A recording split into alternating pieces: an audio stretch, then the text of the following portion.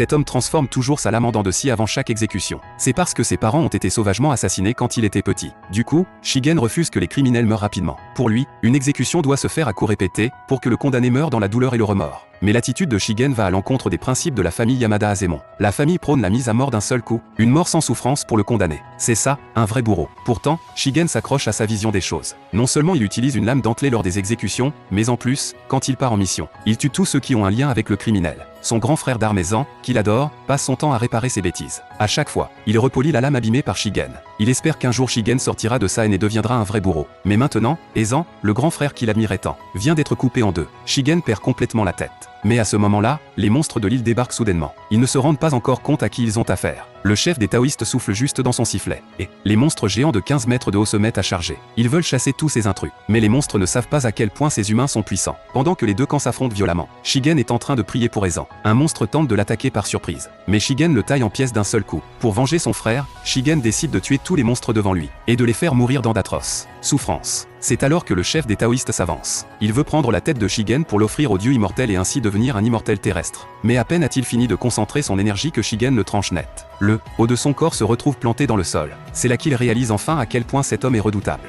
Mais ça ne suffit pas à calmer la rage de Shigen. Il va s'enfoncer au cœur de l'île. Il va réduire tous les monstres en pièces.